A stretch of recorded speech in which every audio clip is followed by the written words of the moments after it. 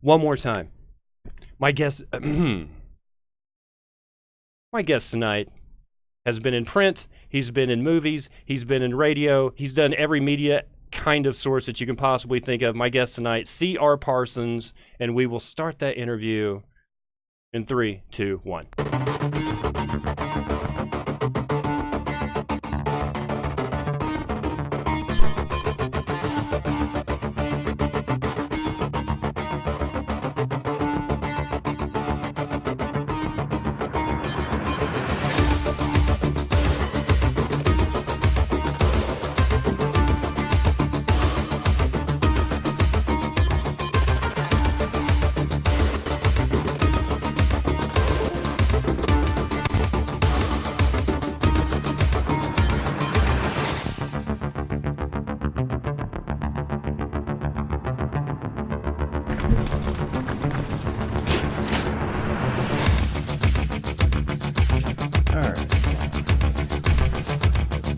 Comfortable? They think I'm talking to the guests. They don't know I'm talking to you. The mic's hot. You got anything to say? No? If I stood up, he'd have something to say. All right, my guest tonight, legendary comedic performer, CR Parsons. Welcome to Agent Dubsky. Welcome to Friday Night Live. Thank you much. Oh, wow. We already have questions. Oh, nice. Nice. Mr. Parsons, are you celebrating No Shave November? Thank you so much. P.S. You are adorable. Yes, No Shave November 2007. Yeah, I'm still going. We are the same age. Yeah, I think we're pretty close. Pretty close. July 71? 70. December 70. Okay, you got me. I got you by a few months. So we should have, like, the same comedy. Like, there wasn't no Patton's Awful kicking around when we were kids. So. No. I was listening to records. Yeah. I was listening to, of course, Flip Wilson. Oh, nice. Oh, yeah. First guest on here that's actually said Flip Wilson. I love Flip Wilson. And, of course, Bill Cosby, all of his stuff. I know we're not supposed to say that anymore, but I love Bill Cosby. You say whatever you want. And Jerry Clower. Nobody. So Marcel Ledbetter, absolutely, fantastic. Absolutely. You guys need to go search some Jerry Clower. Oh man, love Jerry Clower. Good. Southern raised. Yes, raised in Mississippi originally. That's where I was born. Moved here to Tulsa in '78. But I bounced back and forth. Every summer I'd go back to visit the grandparents. Gulf Coast or north? A little of both. My mom's side of the family's from Oxford, where Ole Miss is. So, hotty toddy. I'm an Ole Miss guy through and through. And then my dad's side of the family's from Macomb, which is just north of the Louisiana border. Did you do your postgraduate work in Ole Miss? Or? No, I did all my postgraduate work at TU. Oh, okay.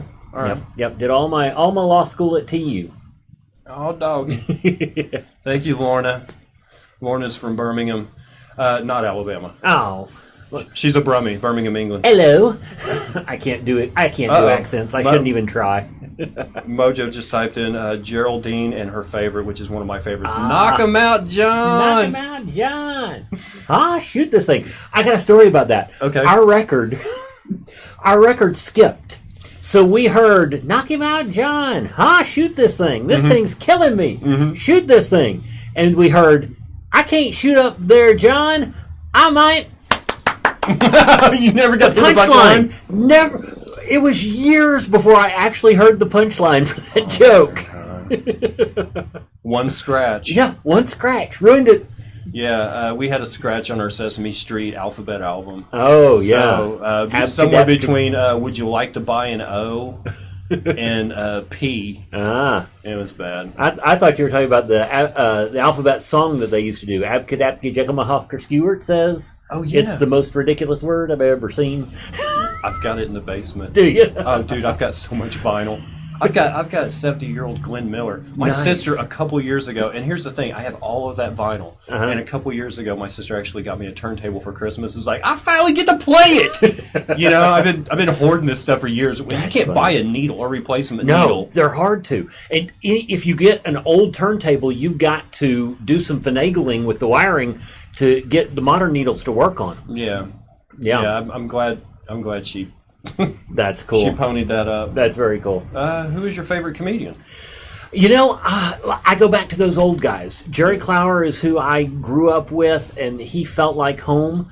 I have always been a huge Sam Kinison fan. Right. He's a very regional guy. Yeah. Something about him just struck me.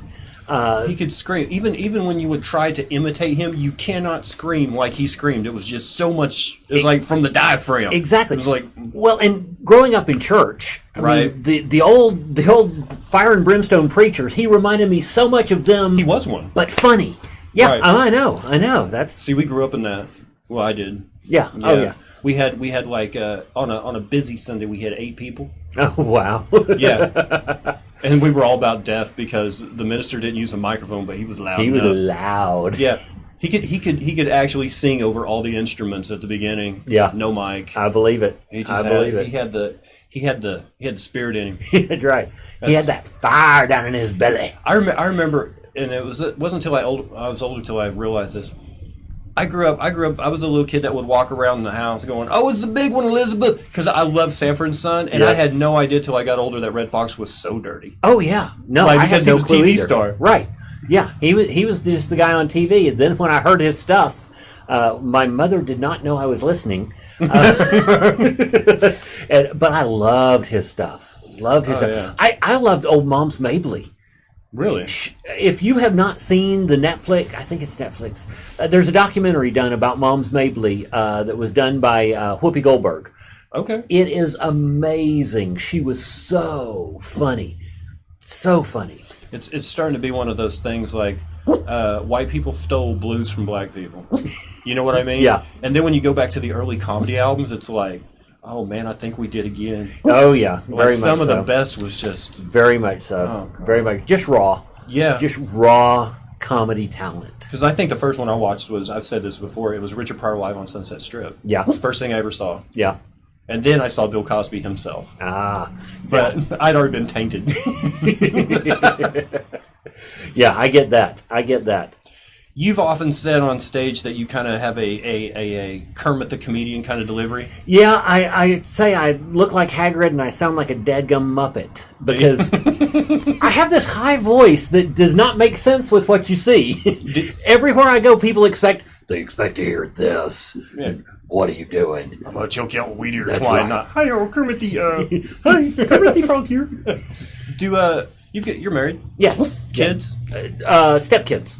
Have you ever changed the register of your voice to sound more stern? Oh, absolutely. Do you have a mad voice? Absolutely. Yeah. And they knew it because if I called them by their full name, right, down in this register, they knew they were in trouble. And yeah, that's definitely something that I developed over time. Hey, Mr. Ize, welcome to the stream. Do you kind of come on? You have a very, I wouldn't say a clean set, but it's not dirty. I definitely lean toward the cleaner side. I have some stuff that is definitely adult oriented material, but it's not dirty. Do you find that opens up more doors? Because if you're a clean comic, there are clean only shows, but there aren't like dirty. Well, there used to be. That's just wrong. But there's really not that. So you think your set pretty much it allows you to. It allows me to perform just about anywhere. Yeah. I've done everything from churches to bar rooms. I mean, just the span. We've had enough camera time. Like Mama's home. Just the span of it, because I find that if I write clean, I can dirty it up. Right. It's harder to clean up a dirty joke than it is to dirty up a clean one. And so I write on the cleaner side, but then I can get blue. Have you found that you've done as much as you've wanted to get done by this point? Is there still dreams of like, absolutely. I want to do a show at Brady? Yeah. I want to headline, 4,000 or 5,000 seater. Yeah. You still want to go? I got to perform at Kane's Ballroom, but there was no audience. It was for a filming, a taping. So I was on Kane's Ballroom stage, the famous Kane's Ballroom, but there was no audience. one day I want to perform on that stage with an audience. Nice. But yeah, I'm a dreamer, so there will never be a time that I can honestly say I don't have another goal. When did you get started? I started in May of 2011. Oh, okay. It was May of 2011. An impulse? Kind of. I had just recently had a couple of strokes. I know. Everybody has that exact reaction when I say that. Strokes? Yeah. Yeah, I had a couple of strokes between 39 and 40. 2 years, 2 strokes. And it was one of those things where you go, life's short. I want to do what sounds fun. And stand-up comedy had always been something that interested me. And I had a buddy that was doing it, so I was like, well, I'll just go out to the club and watch open mic a few weeks and see how it goes. And I started that about February, and by May I had got up the gumption and felt like I had something to say and got on stage. And it's like an addiction. It gets in you and hadn't let go yet. I've had one good show in 3 years, and it keeps me going to this day. It's like golf. You just need one good shot per round, and it keeps you going. Did any of your previous training help you out for? Oh, absolutely. Absolutely. Did you argue cases, or were you? Oh yeah, I still do. Okay, I still do. So you know how to bend a phrase to manipulate an audience, basically. Yes. But not that lawyers do that. Yeah, we just take juries and go. But is that a skill that they teach you? I mean, they don't just teach you precedent in law school. Do they actually teach you a bit of acting as well? You know, law school doesn't specifically teach that. However, if you take the track that I did in law school, which was doing every competition that I could, doing all of the courtroom style stuff that I could do in law school, you figure out that there is a lot of theater to law. Yeah. There is a lot of theater to law. And so I always say that's what got me through law school. But performing has been the one constant in my life. I've done a little bit of everything you can imagine.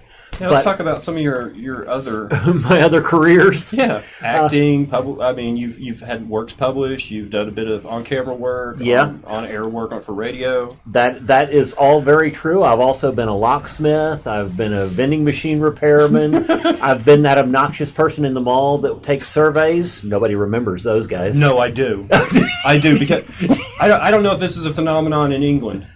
But in America, what happens is you'll walk around the mall and you're dead tired, and they set up next to the exits. Right. So on your way out, you're like, I'm ready to go home, or I'm hungry, I'm ready to get something to eat, and somebody with a clipboard will stop you and go, can I ask you a few questions?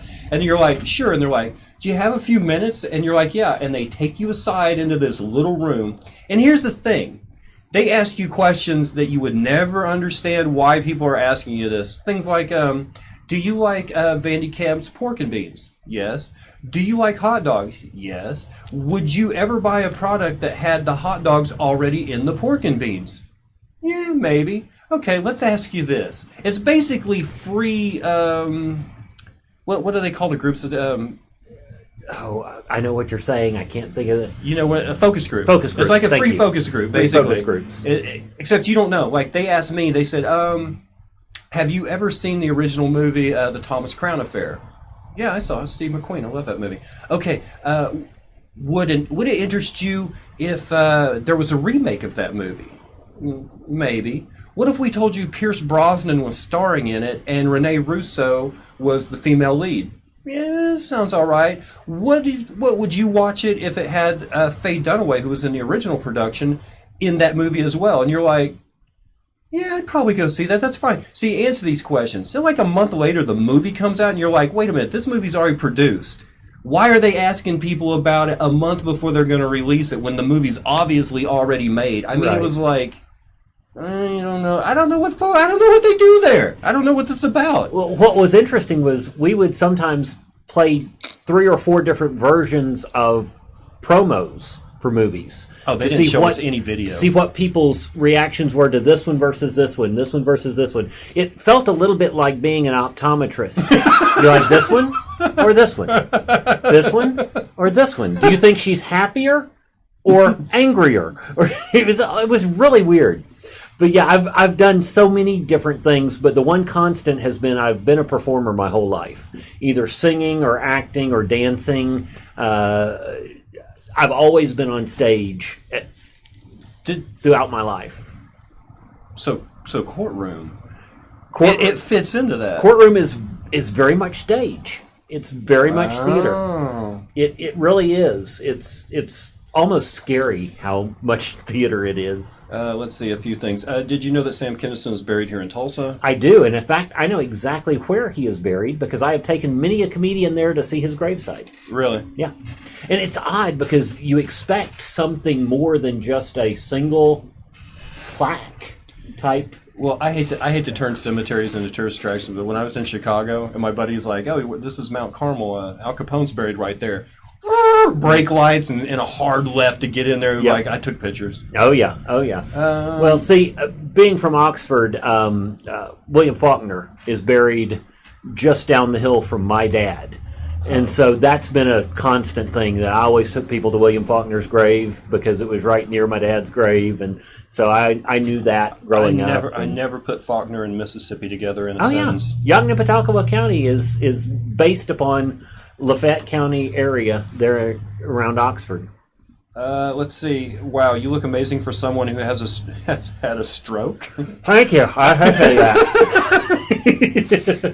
Let's see, Mojo and Kiki. Do you play music? I do. I play guitar. I play bass. I write. I do. I've started to do some parody songs, which are just fun. In fact, have you mentioned the recording that we recently did here in Tulsa? Yeah, I think we did with the with probably Peter or somebody. Yeah, we did. They just recently, the Tulsa comedy community decided to come together and put together a album that will be available on iTunes at some point, with funds going to the Hearts of Steel Foundation, right, which is a foundation for babies born with congenital heart disease, one of those heart diseases. But on that, I will have one of my parody songs called Mama's Alt-Right. Did you record it live? Yeah, we did. We did at the Fur Shop. Nice. It was fun. It was a good couple of weeks there of recording. It was fun. I think based on your skill set and your look, someone has stated that in another time you would have been considered a prophet. Well, I appreciate that. I'll take prophet or wizard, either one. That's a close. That's also what it says on Sam Kinnison's plaque. You're right. Yeah. That is what it says on Sam Kinnison's plaque. Oh, nice. In another time, you would have been considered a prophet. So what do you got going on now? Well, as in literally now, I'm here. Right. But Tuesday, I've got a show at Louis 2 out in South Tulsa. Right. So if you're in Birmingham, England, just catch a flight over, then another flight to Tulsa, and then catch an Uber out to 101st and Sheridan. But Louis 2 is a regular monthly show that I produce over there. Also producing a show for a couple of comedians, Scott Schaefer and Davey Weston, right, here in town. They're traveling comedians who... You will have to catch a connector, though, because, believe it or not, there are no direct flights from Heathrow to Tulsa. Yeah. So you're going to have to get a connection somewhere. My line is Tulsa International Airport, where you can fly anywhere in the world as long as you go through Dallas first. Yeah, right. Well, I mean, the only reason they call it an international airport is because we have that one Mexican janitor. I mean, other than that, it's not international at all. No, we used to have really good jet service out of here. We did. I don't know what happened. We used to be we were the New Jerusalem of the world for a little while. Well, Tulsa was a hotbed for aviation for a long time. Yeah, Spartan still is a huge business, a huge training facility. But yeah, so I've got Louis 2. I've got the show over at the Blackbird with Davey and Scott. Are you doing time on those? I'll do time on both of those. And then if you happen to be up in the Joplin, Missouri area, on the 17th, I'll be at a place called El Guapo's. It's a cigar bar. I'm a cigar guy. So it's a cigar bar, and I'm headlining that one with Ryan Green. Is that like a guilty pleasure? Absolutely. The way I explain it is, your mouth isn't really made to go around a 1-inch diameter El Ropo. So, I mean, to sit there and actually force yourself, I mean, the flavor's good, don't get me wrong. The flavor's good, the process is amazing, you know, but I mean, as far as it being comfortable. You know, I have smoked cigars so long. I was talking to somebody today while I was having a cigar. Over a cigar. And I realized I've been smoking cigars for 33 years now. Really? Yeah. So it's so second nature for me that I don't even think about it. I've got two favorites. I like Henry Clay's and I like Olivas. Olivas are good cigars. Olivas are good cigars. There are so many good ones out right now that it's hard for me to even narrow down a favorite. We were working in Richmond, Virginia, I think, and there was a cigar place right next to the liquor store I used to go to. Uh-huh. And you know, if you're working out of town, you're stuck in a hotel room all night. You end up doing stuff you don't do at home. Like here, I'll drink some scotch. I'll drink some Macallan or some Glenlivet. I go to the same cigar bar he does downtown because they have an excellent selection of scotch. I don't smoke much, but you get out of town, you're like, I've never had Drambuie before. I'm bored. I'm going to be in the hotel room all night. Let's try it.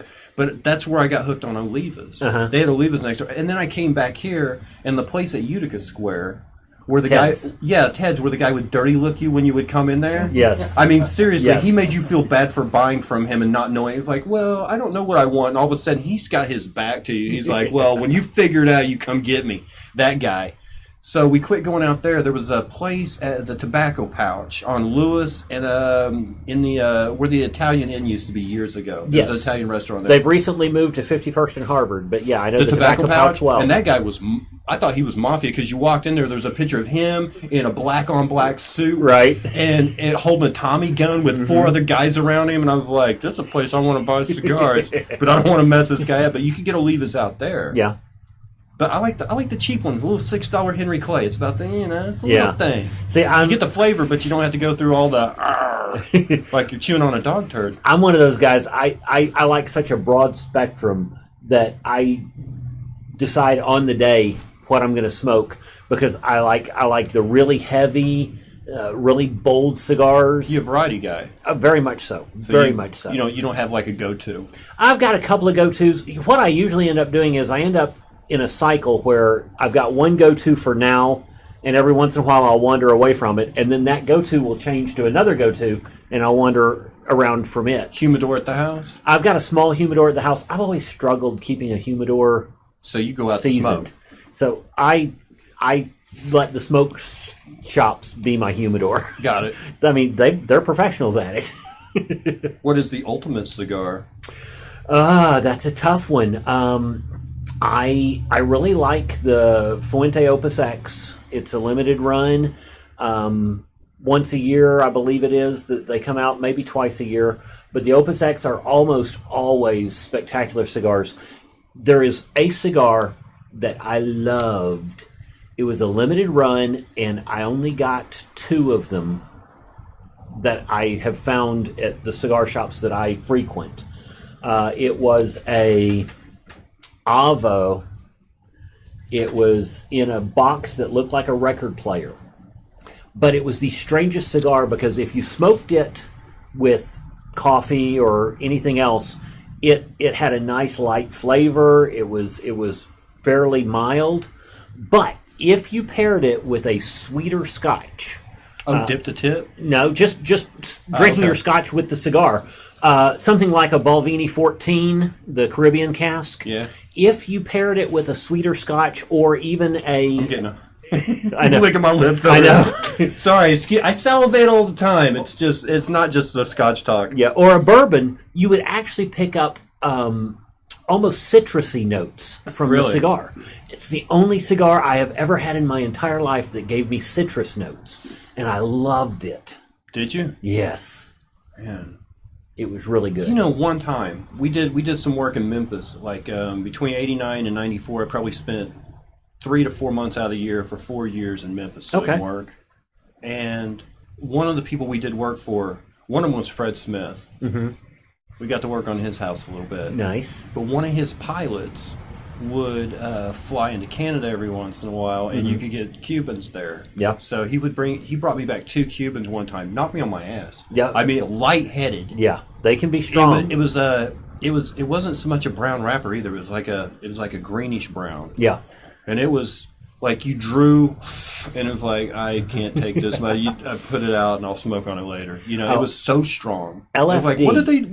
Like, how's their tobacco? Tobacco's tobacco, right? Yeah. Well, not really. I mean, you can pick and choose your tobaccos for strength.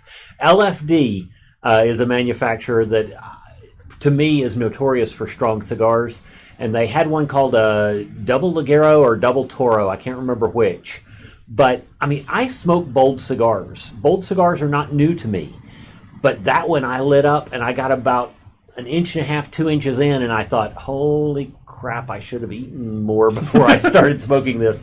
This is not settling well. Wow. Would you ever make your own cigar? I would. I would love to do my own blend of cigars. Really? I actually met a blender recently, met a couple of blenders recently, and was chatting with them about it. And I love the idea.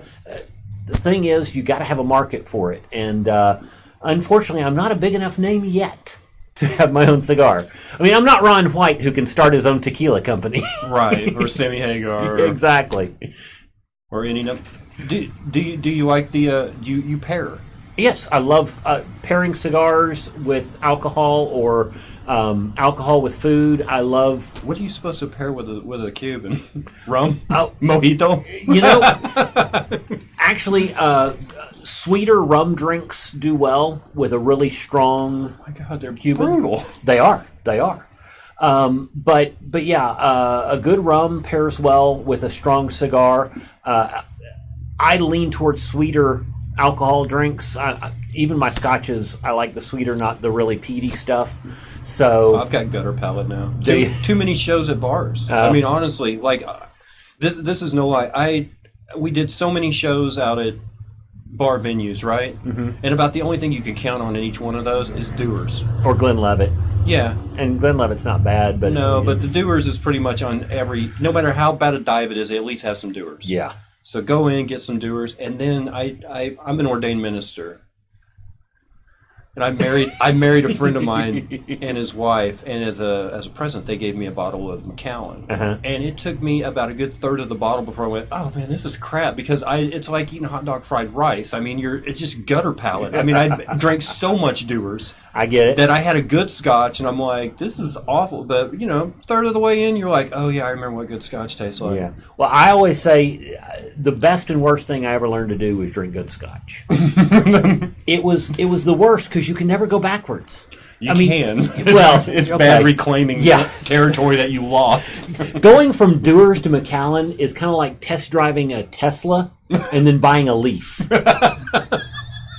Nobody's doing that. Nobody. But it's also the best thing I ever did, because once I learned to drink good scotch, I can't afford to be an alcoholic. Right. It's too expensive to be an alcoholic. I could be an alcoholic in this town for the stuff I want. There's too many. They let too many SJWs in the cigar bar that we go to downtown. For Christmas one year, I go down there. My bills were paid up. Put a little extra in the plate at church. I'm ahead. I've got a little extra money in my pocket. I'm like, I'm going to treat myself. I don't treat myself. I'm going to do it this year. I would like a double of 25 year. The lady's like, that'll be $95. It's like, perfect. I can do that. Here's a C note. Here's a $10 tip in the jar. Thank you so much. He's like, do you want that on a shaved ball of ice? Do you want cubes? I'm like, you can shave a ball of ice with me. and got it and went and sat down with some comedian friends of mine. Right. And one of them was like, oh, I'm sorry, I almost knocked over your $20 scotch. I was like, that's $100 scotch. And they're like, what? Do you know how many people you could have fed with that? Do you know how much you could have helped? You could have paid for it. And I'm like, you don't work for my money. Yeah. It's like, this is the one place where I would expect aristocracy to rule. It's a cigar and scotch bar. I didn't expect to come in here and get hounded for spending too much on a drink that I never buy for myself. But you were hanging out with hipster comics. I mean, that's... Well, you were there, but you were way the hell away. I should have known. I should have known when you didn't come over and join us. I was at the wrong table, right? That's right. Exactly. It was a crazy night. It's one of those nights where they're like, what do you think about butt sex? I was like, oh, I hate it. It makes my eyes water. And they were like, wait, that's not what I meant. Like, is this what you guys sit around and talk about? I guess I'm old and married. I don't have these conversations. I keep telling people, I wish we could go back to the kind of sexual repression that I didn't have to know what all of my friends' fetishes were. Remember when we didn't talk about this stuff? That's a good point. Oh, my God. Thank you for joining John the Zaz. Let's see. What'd you make? Oh, Cubans. Let's see. This is such an education. Thank you. Well, hey, about the cigar. About the cigars. That's what we're here for. We're not here for comedy. We're here to educate you. They typed that before we start talking about butt stuff. We'll get back to the scotch. There is a question up here that Mojo asked, and this is a married question. Okay. Are you allowed to smoke in the house? I am not. Let me rephrase. I'm not allowed to smoke cigars in the house. I also smoke a pipe. I love my pipes. You need a little room like this off to the side. I know. Well, my wife has always told me that if I ever had a room with a completely different ventilation system, like a conservatory, and completely sealed off from the rest of the house, like a little sunroom. Yes, exactly. Yeah. That I could do. But I am allowed to smoke my pipe in the house because she likes the smell of pipe smoke. Interesting. Pipe or cigar? You give them both the same. I mean, the cigar, you know what you're getting. It's already rolled up, but the pipe, the cigar, you can put whatever you want in there. Well, now that's true. I mean, you can put a little champagne or a little Cavendish, or you can mix it up some. The cigar is a relaxation point because once you light it up, you're there for an hour, hour and a half at least. And the pipe makes you work for it. Whereas the pipe is a constant fiddling. Yeah. And so it's the ODD, it's the OCD cigar. Exactly. So it's a matter of what kind of mood I'm in, which I'm going to be more leaning toward. If I want to fiddle, if I'm doing something that I need something to occupy my hands so that I'm just fiddling, I'll smoke the pipe. Do you have a favorite pipe blend? I do. I like. Would you experiment as much as you do with the cigars? I like a cherry vanilla blend. That's just really good. Smooth. Down here at my cigar shop, I know I'm going to sound like such a basic bitch. They have a pipe tobacco called pumpkin pie. Okay. It's a little vanilla. It's a little cinnamon. It's a little like sweet. A pumpkin spice. So it's like a pumpkin spice scent. Does it have a nutmeg? It's got a little nutmeg, a little allspice. It's smoking nutmeg. I don't know that it's actually those things, but it's got that scent about it. Oh, okay. So it's really good smelling, especially as we come into the fall season. Right. It really begins to smell very seasonal. Do you have to? Is there a series of steps to go through to get your pipe ready? Like, you buy it off the shelf, you just don't pack it. Do you have to season it like you do a pan? Or? Right. Yeah, you definitely want to season it. I'm old school. I started way back Ted's. Ted's is where I bought my first pipe. It's where I bought my first cigar. The guy at Ted's told me I really didn't need to smoke. I just needed a pacifier. But I'm just baby face.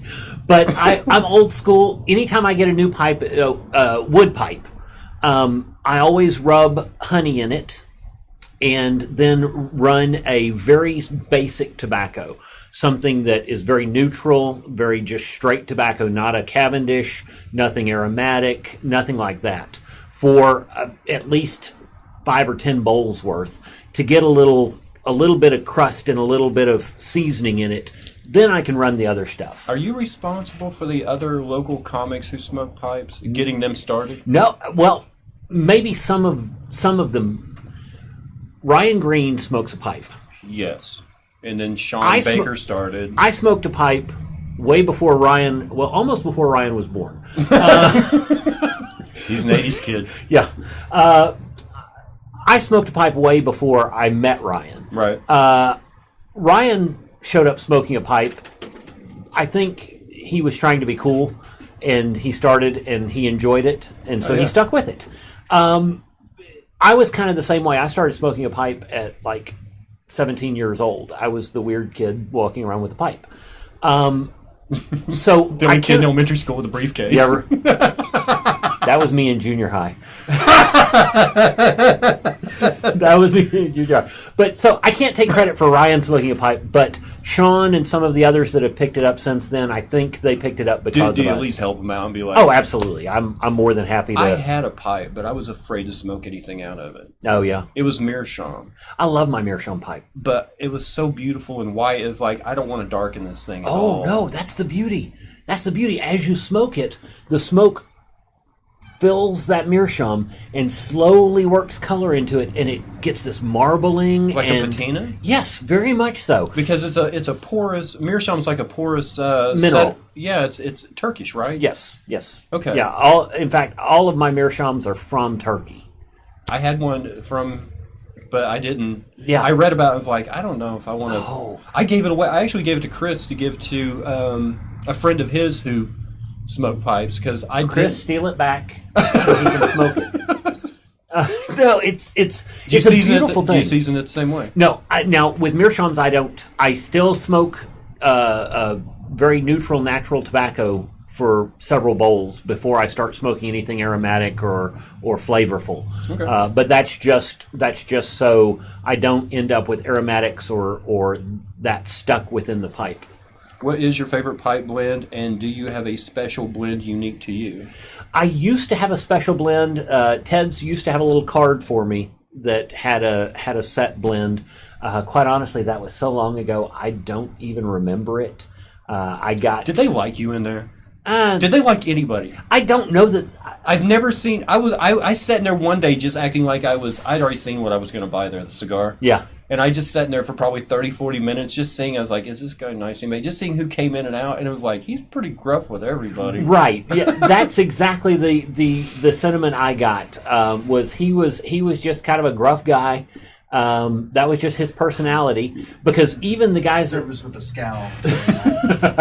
Good line. Service with a scowl. But the guy at the tobacco pouch, even though he had pictures on the wall that made you frightened of him, he was a very nice man. Right. Just go in the humidor and just, help yourself, look around. You know, it's like, well, I'm not going to steal from you. You got a picture of you holding a Tommy gun on the wall. You're not going to see me loading my pockets up. Right. Let's see. What else? Do you have a Meerschaum pipe? Sorry for spelling. We went over that. Is the honey antiseptic?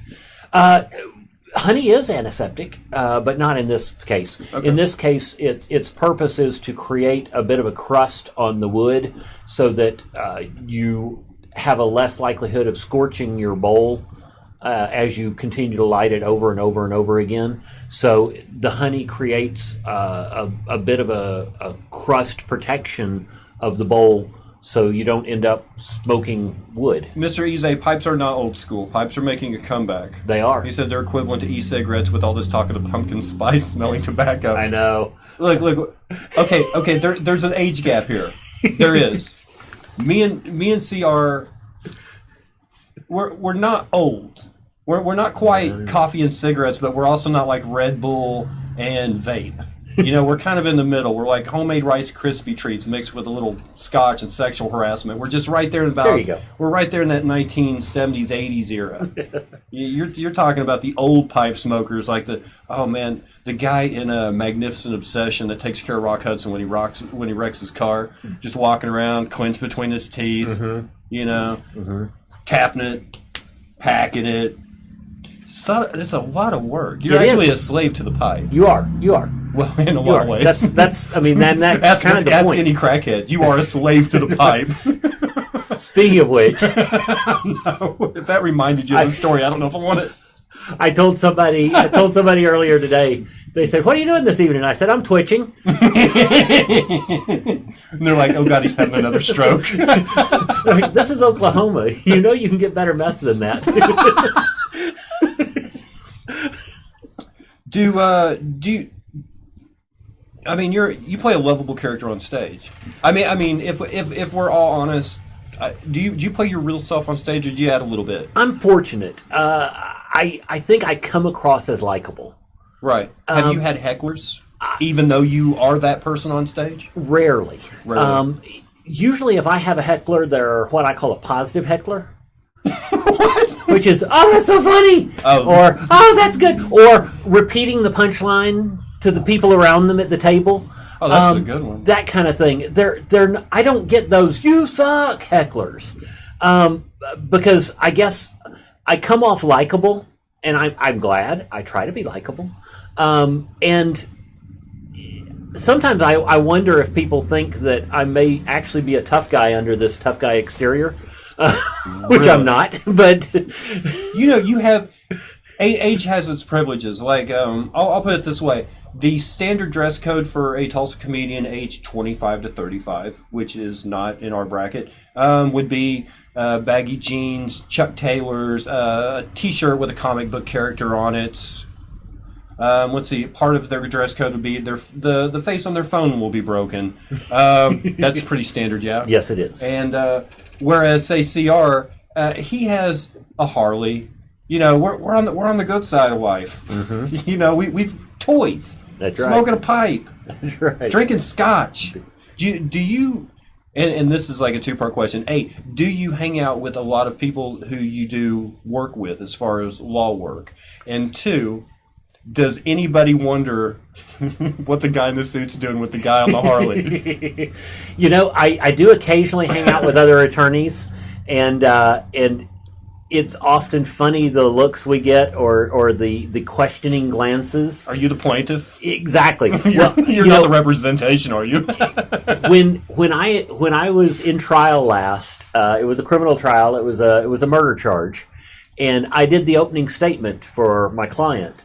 And my first question to the jury was, how many of you guys, when you walked in, wondered what I had done? Puts them off their game a little bit, doesn't it? What it does is it sets up the idea in their mind that they have preconceived notions going in. And they have to learn to set those aside and listen to the actual evidence being presented. And you talk about a great opening to getting people to think about what they're hearing as opposed to what they assume. Having me as the attorney, nobody expects that. Nobody expects that. I was in debate. Mm-hmm. That was I loved it in school. Yeah. And basically it had nothing to do with what you believed. It had nothing to do with That's right. It was what you were charged to argue. That's right. It was you are affirmative, you are negative, this is your position, this is what you argue to the best of your ability. My daughter's in it right now and she's really good at it because she has put her personal convictions aside to argue a point that she may not believe in but still have to do it. Right. Have you been put in that situation where you are being paid to argue a point that you don't necessarily agree or believe? Oh, absolutely. Or do you, or by taking by taking a case, do you automatically, okay, I'm for this person now? There is something that you have to learn to shut off when it comes to representing people, because you have to represent them to the best of your ability. And sometimes you don't know whether you believe them or not. But you still have to argue as if everything they're saying is 100% the God's honest truth. There is no way it could be any way otherwise. And you have to be able to do that because it's an adversarial system. Right.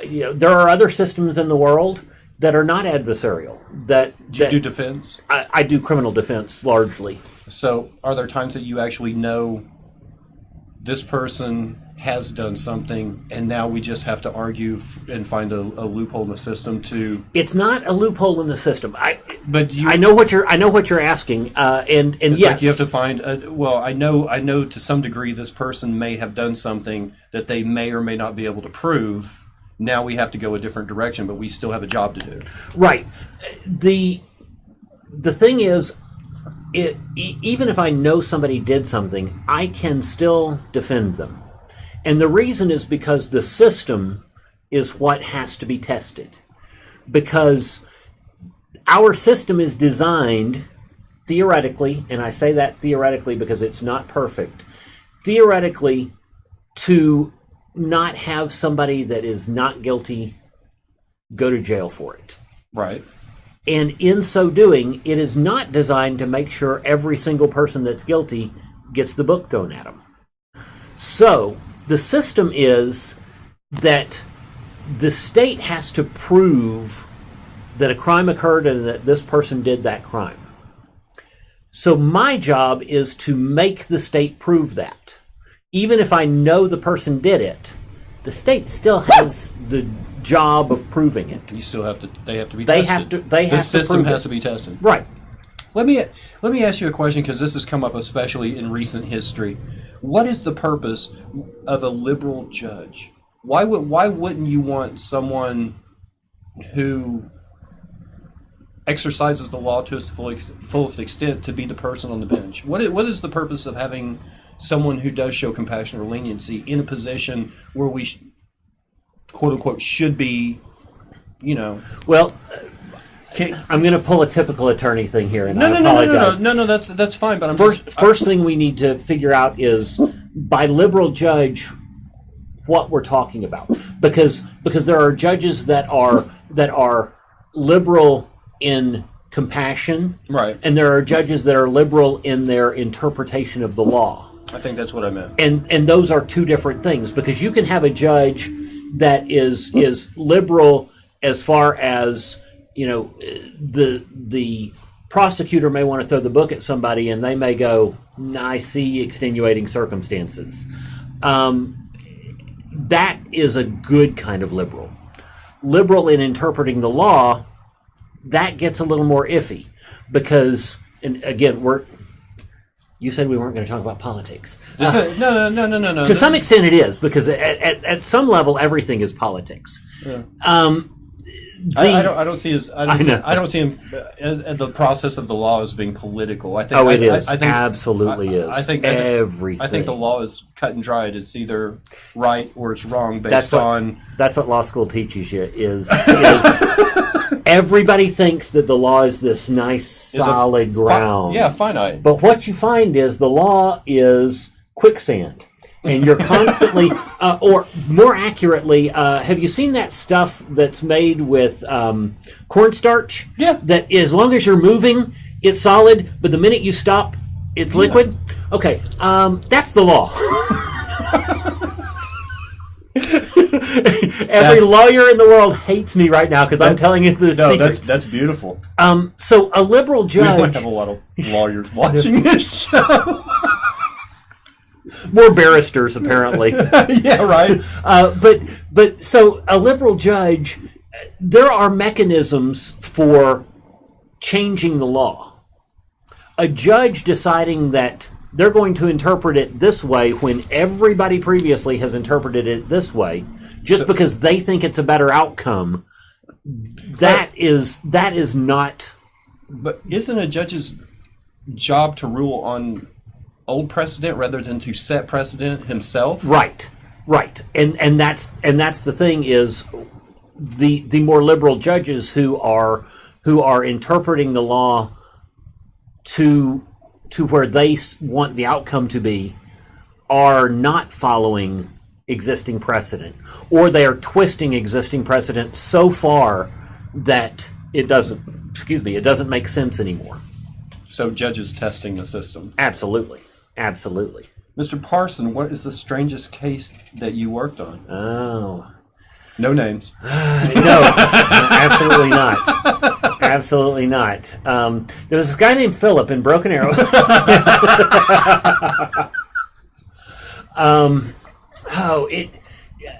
Again, I'm going to pull an attorney. It depends on what you call strange. I've had some really interesting cases. In this day and age, a double murder is not strange. No, it's not. No. I had a case. A guy who got charged with manslaughter because he didn't extract a toy from his boyfriend's bottom the correct way. That would be strange. I had a case where a ring was in question. It was an engagement ring, and apparently when the engagement got broken off, somebody went and changed the stone in the ring and then returned the ring. Sounds like an episode of Lucy. Yeah, it was interesting. Quite honestly, most cases are boring. They're everyday things. When you first start out, was there a shocker? Did you go, I can't believe I'm in this position now doing this kind of work? I mean, the first, like busting your V a little bit. the first child sexual assault case I had was really scary. It was scary in a lot of ways. Fascinating. See, we hear about stuff like that through news outlets and things like that. Like, this person is charged with this, but if they're all sanitized by the time you get it. But you actually involved in the case, you have to go over the evidence, statements, specifics.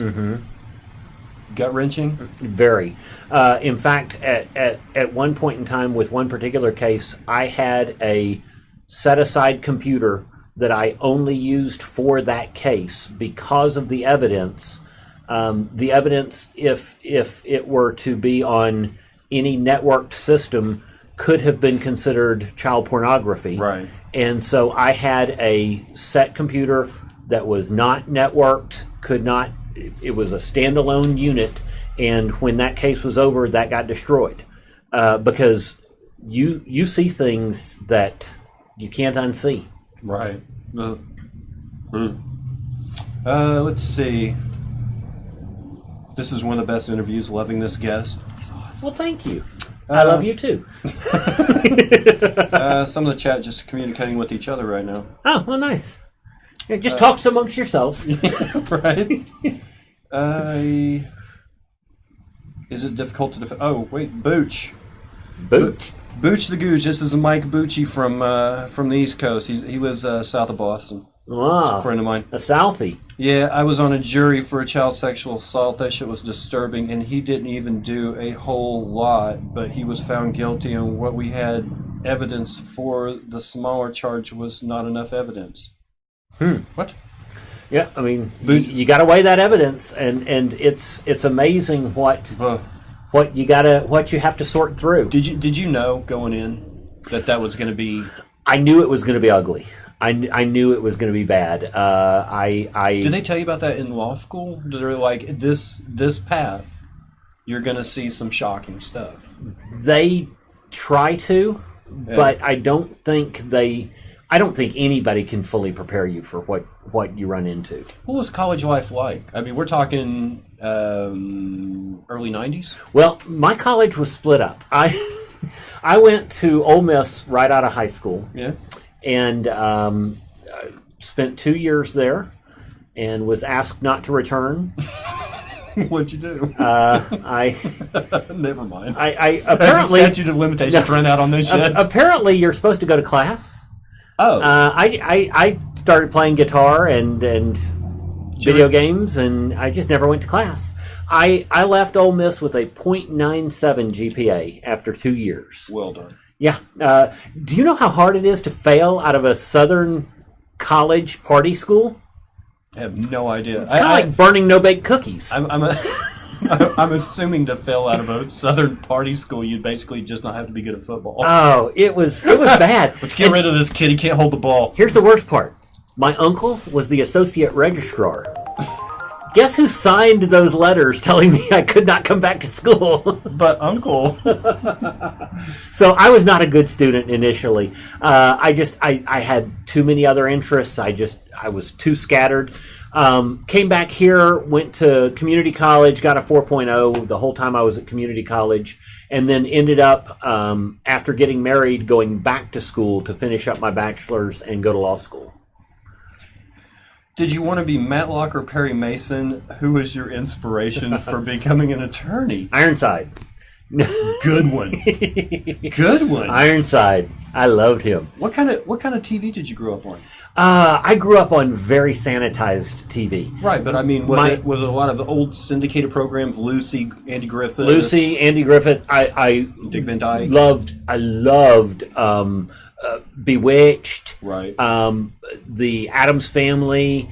The Munsters. My kids love it. Do they? So here's the thing. This is 2018, folks. So if you go in your kids' room and they're watching something on their laptop and you're like, I want to see what they're watching, I don't even have that problem because my kids, I catch them watching, I'm watching Lucy again.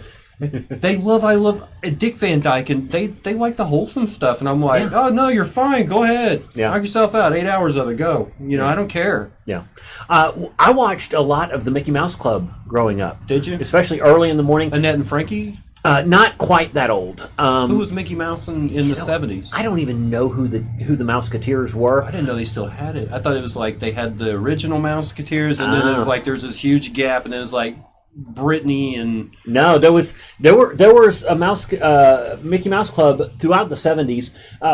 My father passed away when I was 5, so it was my mom by herself, and so that was an easy thing to do. Is as she got us up for school, I'd get up and have breakfast while watching TV so that she could then deal with my little brother. And so I watched the Mickey Mouse Club. And what I remember most was they would show a little clip from a movie. I'm sure it was a Disney movie every morning. But it would only be about 5 minutes of the movie. And the one that I remember the series the most is this kid who wanted to run away and join the circus. And so he did. And then he was dealing with being in the circus and circus life. It's odd what little memories you have, but that's the one that sticks in my head. Izzy, I'm sorry. I did see that question earlier, and we did skip over it. Have you ever smoked a shisha pipe? S-H-I-S-H-A? Shisha? I don't know that I have unless I know it by a different term. Is that like a hookah? I would say if it's like a hookah, the answer is definitely yes. I have smoked a lot of hookah in my life. If it's like a bong, well, the answer is still yes. It's a mature broadcast, so we can talk about booting black tar heroin and then drinking the bong water afterward. Oh yeah, it's a hookah pipe. Okay, yes, I have smoked a hookah many a time. That's the Turks. Right, it's a Turkish thing. They do a fruit blend, right? Like apple. They do all kinds of different blends. It's amazing some of the tobaccos that they blend up for hookah. Some of the best tasting tobaccos I have ever had in my life have been smoked through a hookah. All right, Eva. Thank you for watching. Eva's Australian. She's a big Keith Carey fan.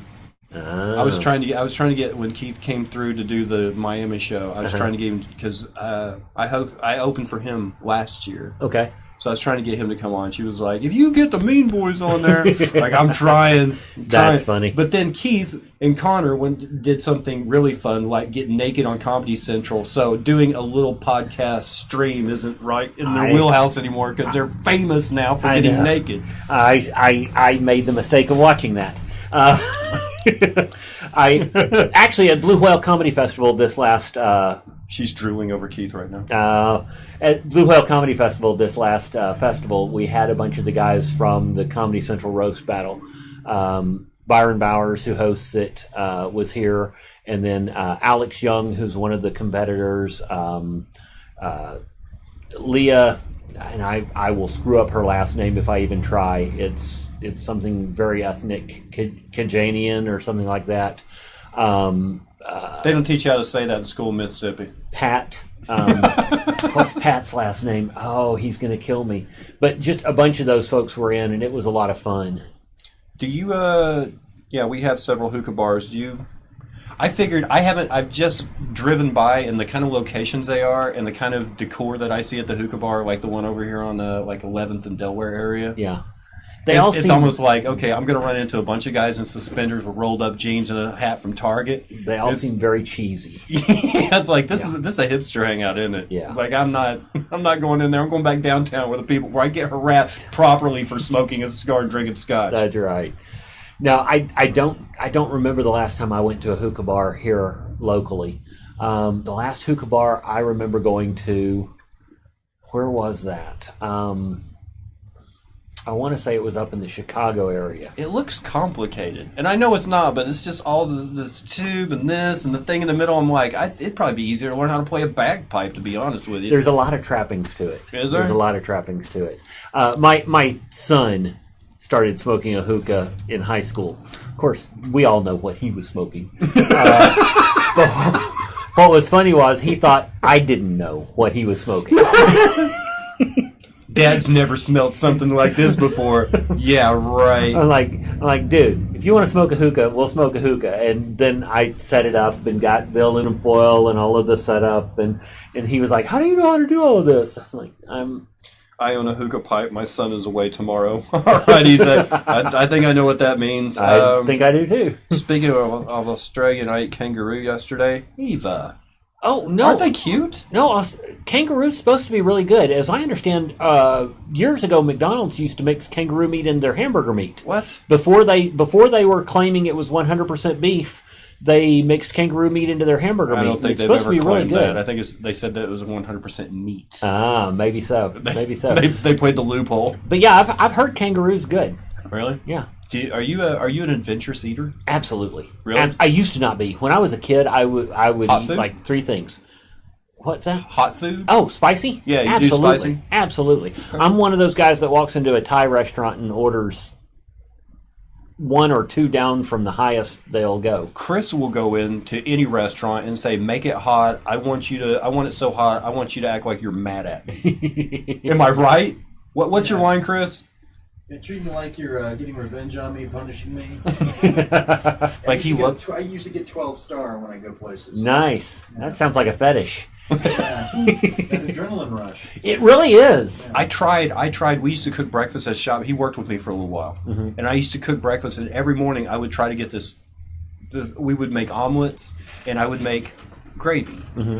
But like gravy's like flour and butter, and then add a little salt and pepper. You have gravy, right? Right. What I would do is we started with jalapenos, and it didn't work. So I was like, I'm going to keep going. And then we bought habaneros. And what I would do is I would slice those up and I would cook them in butter till I had a nice hot oil in the bottom. And that's what I added the flour to and the milk to make the gravy. So when I say pepper gravy, it was habanero pepper gravy. Hot pepper gravy. Yes, and I could just take a little bit. It was like this orangish color. I would add sriracha. I would do whatever I could to like really amp it up. I could touch a spoon in there and just give it a little lick, and I would break out in a sweat. He would pour it all over his food. I'm like, how do you do that? When I was at Ole Miss, there was a girl that lived in the dorm area that we did, and she was from southern Louisiana, and her mother would send her the ingredients for chili. And she would send her 1 package of seasoning that she said was for the household, and then the other package of seasoning was for her. And there was a good reason, because she and I were the only 2 people in the entire dorm that could eat what was sent for her, because it was so spicy.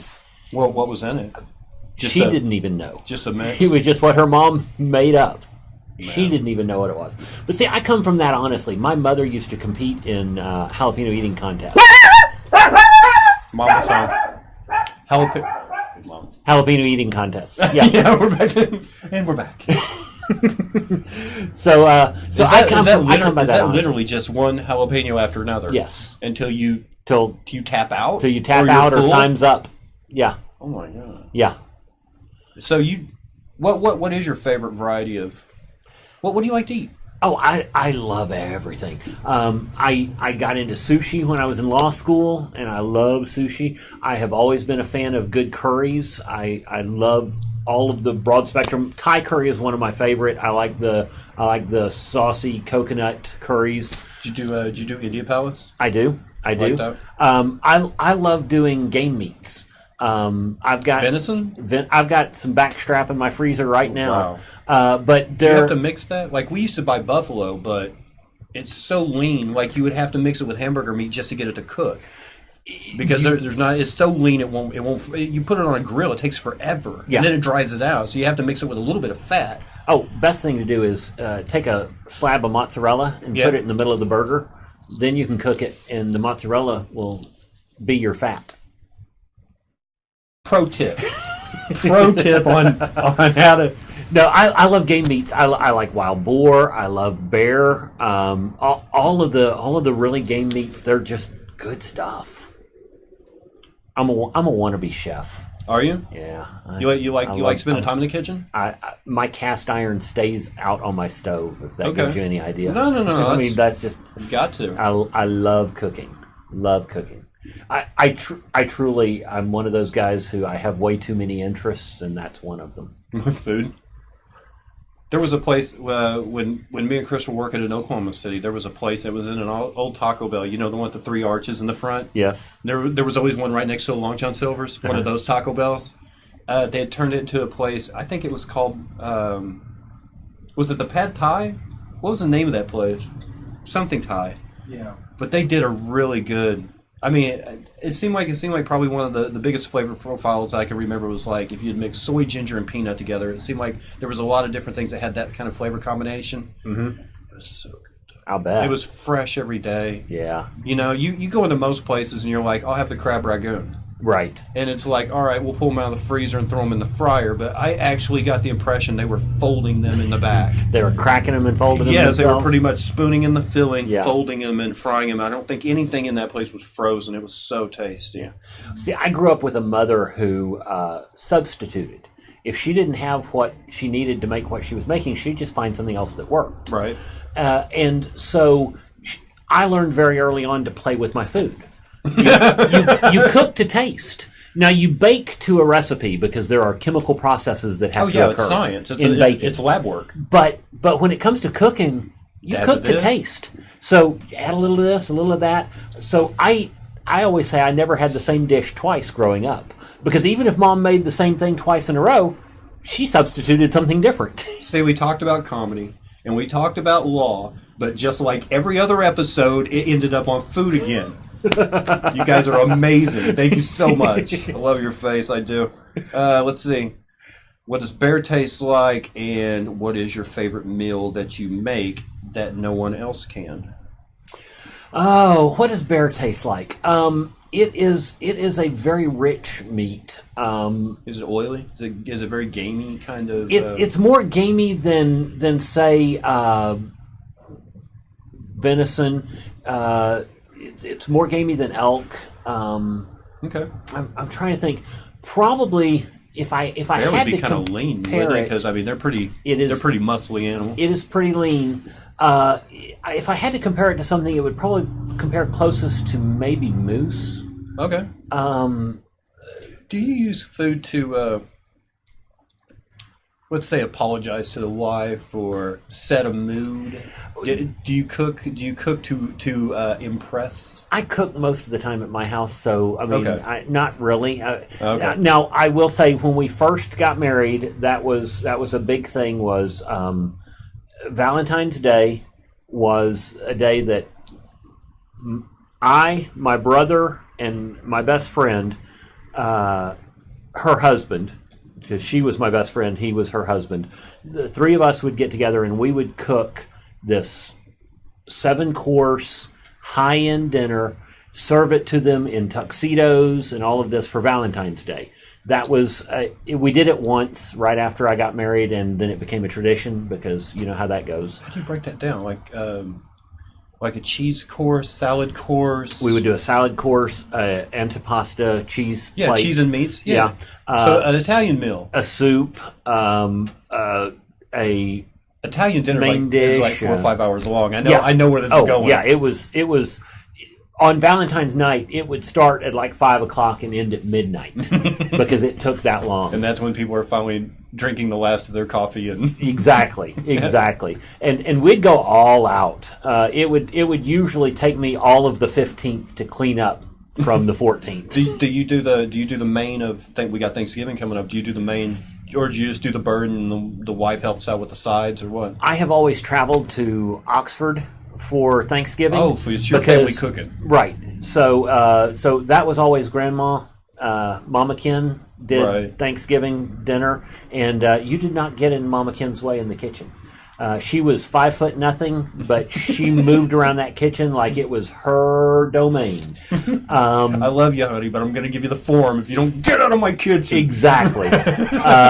So I did not grow up cooking Thanksgiving meals. So that's one meal that I do not have a particular thing that I'm special about. Now, for what I make that I don't think anybody else can. That's tough. The CR Parsons secrets. I'm a gravy guy. I love to make homemade gravies, and I make it from a roux. I start with your oil and your flour or whatever fats you've got in your flour, and you add in whatever liquid you want. Gravies are my thing, and I'm good at them. I can eyeball them. I don't measure anything, never have. No lumps, let's do it. Oh, I do not remember the last time I had lumpy gravy. It had to have been when I was a teenager. Or in a restaurant. Well, I almost don't order gravy in restaurants for that very reason. You're not good enough. I'm a gravy man. So I always do the weird one where, because chicken fried. That's a staple by every diner in here. And yeah. They go, do you have brown gravy? And they're like, yeah. What for? And I'm like, the chicken fried. And they're like, you want brown gravy on your chicken fried? I'm like, yeah, I do. And quit looking at me like that. I'm not a weirdo. Good brown gravy. Well, you could go, and I liked Nelson's. Nelson's. Because no matter, Nelson's used to do it right. You go to a restaurant, they put a chicken fried on a plate, they'll put some sides on there, and they'll do a little ladle of gravy on top, but you can still see the edges of the steak, and it doesn't cover the whole thing even if you mash it out with your fork. But if you go to Nelson's, what they do is they pour gravy in the bottom of the plate and then lay the steak on top of it. Yep. And it's covering everything. That's it's right. Like, oh, yeah. And they do have the choice. It's yes. like, brown gravy on that. They're like, gotcha. They do. I'm a cream gravy guy myself, but that's just... That's Southern. Southern. Yep. That's just what I grew up with. What kind of barbecue did you grow up on? I mean, this is... We have a thing called food porn. Oh. Like right now, they're talking in chat about Chicka Chow Wow. Loving this dirty talk. Yeah, this is their favorite part of the show. Mississippi barbecue. Mississippi has... they're like the only state that does a white barbecue sauce. They have a mayonnaise-based sauce. They do. It is a white barbecue sauce, and it's really good. It's not what I grew up on. Okay. Because my southern Mississippi family didn't really barbecue. That wasn't their thing. My northern Mississippi family, when they did barbecue, they were used to Memphis. So, which is all dry rub. Dry rub. Yeah. Dry rub. Okay. And to this day, if I'm eating ribs, I want dry barbecue. Rub. Corky's is good. Albert G's here in town, I'll put their ribs up against just about anybody. Corky's is so good, though. FedEx put a building right next door just to ship Corky's anywhere overnight. That is true. You did a bit of traveling. Oh, I have touched all but 2 states in the Union. Nice. And I had permission for most of those touches. Were they with other comedians? Were you? I've traveled a lot doing comedy. I've traveled my whole life. My parents traveled. They loved to drive for vacations. Oh, yeah. And so we went everywhere. And then I sang with some singing groups where we did tours. So I traveled by bus a lot of places. Did you ever get in a car with some comedians for a road trip for like 2 weeks or a certain period of time where at the end of it you're like, I know way too much about these people and I'm in the car with the wrong people? Oh, let me tell you a story. Because you go into it, you're excited. We've got 4 shows in 5 days. We're going to get in the car and go. And by day 2, you're like, who are you? Why am I in the car with you? I know way too much about you already. I made a road trip from Tulsa to Seattle, Washington. No names. No, I'm not going to give any names, but I made a road trip from Tulsa to Seattle, Washington to play a anime convention. Yeah, because I scream anime. I already know who was in the car. Oh, yeah. So what I realized was if you ever get a chance to drive from Tulsa to Seattle, Washington with 3 other comedians, don't. Because by Wichita, you realize that all everybody's doing is running bits by each other. Oh, God. Which gets really old. They never turn it off. No. Now, it got better around Denver. They'd ran out of material? No. But what happened in Denver wore off by the time we were over in Utah. Oh, my God. So I got you. That was a long drive. But it was a great weekend. The convention treated us like rock stars. I decided I was still fairly early on in traveling doing comedy, and I decided at this convention, nobody knew me, but I was one of the celebrity comedians, and so I was going to have a signature for the weekend. And that signature was, I was never without a drink in my hand. Fair now, enough. I sipped slowly, but there was not a single time anybody saw me all weekend that I did not have a drink in my hand. That's what I became known for. Did someone have a body pillow? One of those. Do you one of those that has the fake arm that wraps around. Let me ask you this: do you find yourself leaning up against someone who normally you wouldn't lean up against because it's nighttime, you're driving, need a couple hours sleep, just need to close your eyes for a minute? That guy looks fluffy. I mean, I probably would if I didn't spend 90% of the time in the driver's seat. oh, thank God for that, though. Being the are you the guy? Being the old guy, I no, drove. who cares about the old guy? It's a trust issue. It's Yeah, I don't know you. I don't like- know you guys well enough to trust you. Yeah. With me sitting anywhere other than behind the wheel. I'm kind of that way. Yeah. Why not? I kind of have control issues in that respect. That's not a control issue. It's just like it is the definition of control issue. I'll do 15, 20 minutes with you on stage, but I'm not going to let you drive. Yeah. Part of it is you let them drive for 5 minutes and you go, no, this is over. Pull over. Pull over now. Even if you need a little sleep, you're like, I'm going to make it. Yeah, exactly. We're going to get another coffee. Another 5-hour energy and I'm moving on. It's not a control issue. I can't do it. No, it's literally I've the had definition of a control issue. Oh, okay. I thought I was going to have a bigger problem. My oldest is driving now. Oh, okay. So we go out on Saturdays and practice, and I'm actually sitting in the passenger seat of my car. Oh, yeah. And I thought that was going to be a problem. That's but, scary. That's, I don't know. We've went out probably 10 or 12 times, about an hour each time. Yeah. And now we're getting out to the outskirts. Like she's going to Catoosa, Broken Arrow, and Bixby, and Jinx, and, all the surrounding areas now. Right. We haven't got on the highway yet. Yeah. But, I mean, we're getting there. Yeah. But, yeah. It's almost to the point now where I can just sit there and just kind of every once in a while look up and be like, okay, you're doing good. Whereas the first couple of days you're like, I mean, you just white knuckle everything, like, too close to the curb. Yeah. Slow down, there's a car there. Oh, my oldest son was an overconfident, under-capable driver. Magic combination. Yes. When we were practicing for him to take his test, there were a lot of cones that went by the wayside. Wait a minute. What is this? Somebody asking something confusing? Oh, the pillow that has a special pocket. No, not that kind of body pillow. Hey.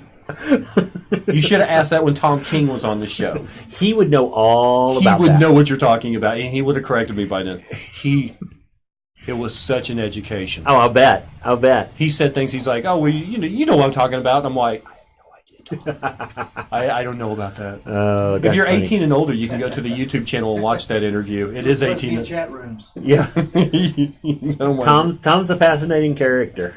Oh man, I honestly, it wasn't even that because you can post videos on YouTube where there's some swearing, Sure, some profanity. It was Sure. the content. It was the things. It was actual descriptive acts that he was talking about. Right. That was like, I've got to make this 18. It's the only interview I've had to actually put an age limit on Yeah. YouTube, but I had to. I Yeah. didn't want my channel taken down. Frank discussion of BDSM. Wow. Yeah. Wow. It was amazing.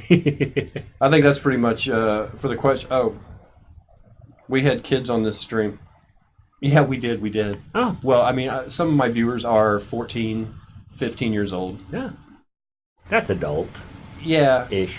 Well, the funny thing was, I used to have a video up on YouTube of my stand-up. It was at the Blackbird. I think Michael Hassan did some filming for us over there. And it was my first set when I was a little...